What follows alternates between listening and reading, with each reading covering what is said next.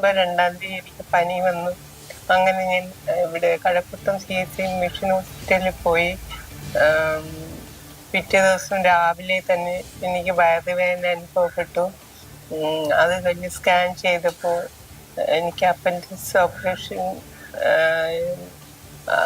Operation ചെയ്യണമെന്ന് പറഞ്ഞു. അപ്പോൾ ഇന്റേണൽ ബ്ലീഡിങ് ആയി. അങ്ങനെ അവിടെ ഓപ്പറേഷൻ ചെയ്തു. 10 ദിവസം അവിടെ കിടന്നു. എന്നിട്ട് കുറവില്ലാത്തതിനാൽ ഗോവിന്ദൻസിൽ പോയി. അവിടെ ഒരു 10 ദിവസം കിടന്നു. അവര് ഒന്നും കൂടെ സ്കാനിങ് നടത്തി. അതിൻ്റെ അകത്തുനിന്ന് ഒരു നൂല് കിട്ടി. അപ്പോ പോയ ആശുപത്രിയിൽ തന്നെ തിരിച്ചു പോയി. അവിടെ ഡോക്ടറിൻ്റെ പറയാൻ പറഞ്ഞു. അങ്ങനെ നമ്മൾ തിരിച്ചു മിഷൻ ഹോസ്പിറ്റലിൽ വന്നു. ഡോക്ടറിൻ്റെ കാര്യങ്ങളെല്ലാം പറഞ്ഞു. അപ്പോൾ 2ാമത് ഓപ്പറേഷൻ ചെയ്തു. അവിടെ തന്നെ ഓപ്പറേഷൻ ചെയ്തു. അപ്പോൾ എനിക്ക് ഇത്രയും വേദന അനുഭവപ്പെട്ടതിനാൽ ഇനി ഭയങ്കര 3 മാസം വരെ നീണ്ടു നിന്നു. സർജറി കഴിഞ്ഞിട്ട് ഒരു 15 ദിവസം കഴിഞ്ഞിട്ടും ഇതിന്ന് ഇങ്ങനെ ഡിസ്ചാർജ് വന്നുകൊണ്ടിരുന്നു. അപ്പോൾ മുറിവിൽ നിന്ന് ഡിസ്ചാർജ് ഇങ്ങനെ ഉണങ്ങാതെ ഒരു ഭാഗം മാത്രം ഉണങ്ങുകയും മേൽഭാഗത്തുനിന്ന് ഡിസ്ചാർജ് വന്നുകൊണ്ടിരിക്കുകയും ചെയ്യും. അപ്പോൾ ഇത് രോഗിയുടെ അവസ്ഥ കൂടുതൽ ഇതായപ്പോഴത്തേക്ക് ഞാൻ ട്രിവാൻഡ്രത്ത് തന്നെ വേറൊരു ഹോസ്പിറ്റലിൽ പോയി.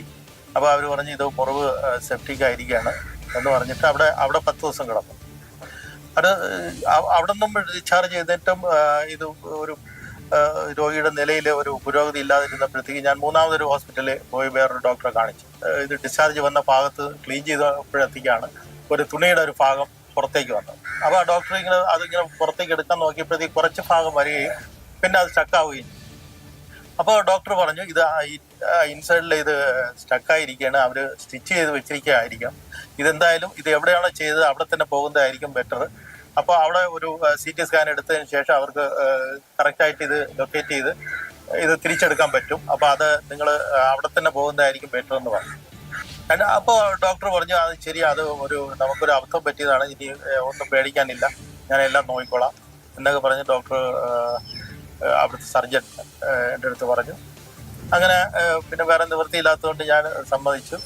അങ്ങനെ വീണ്ടും സർജറി ചെയ്തു. ആരോഗ്യമന്ത്രി നിരന്തരമായി പറഞ്ഞുകൊണ്ടിരിക്കുന്നു സർക്കാർ ആശുപത്രികളിലെ ചികിത്സാ പിഴവ് മാത്രം മാധ്യമങ്ങൾ ഇങ്ങനെ വാർത്തയാക്കുന്ന ഒരു വിമർശനം കേൾക്കുന്നു. ഇത് സർക്കാർ ആശുപത്രിയല്ല, ഇതൊരു സ്വകാര്യ ആശുപത്രിയാണ്. ആരോഗ്യമന്ത്രി പലവട്ടം പറഞ്ഞിട്ടുള്ളത് സർക്കാർ ആശുപത്രികളിലെ മാത്രം പിഴവുകൾ ചൂണ്ടിക്കാട്ടുകയാണ് മാധ്യമങ്ങളെന്നാണ്. ഇത് എവിടെ നിന്നൊക്കെയാണ് ആളുകൾ പരാതിയുമായി എത്തുന്നത്, ആ പരാതി എന്ന നിലയ്ക്ക് എല്ലാ ഇടങ്ങളിലെയും വാർത്തകൾ വരാറുണ്ട്. അല്ലാതെ സർക്കാർ ആശുപത്രി എന്നോ സ്വകാര്യ ആശുപത്രി എന്നോ വേർതിരിക്കാമല്ലോ. പക്ഷേ മന്ത്രി പറഞ്ഞ അങ്ങനെയാണ്. ഇതിപ്പോൾ സ്വകാര്യ ആശുപത്രിയിലെ കാര്യമാണ്.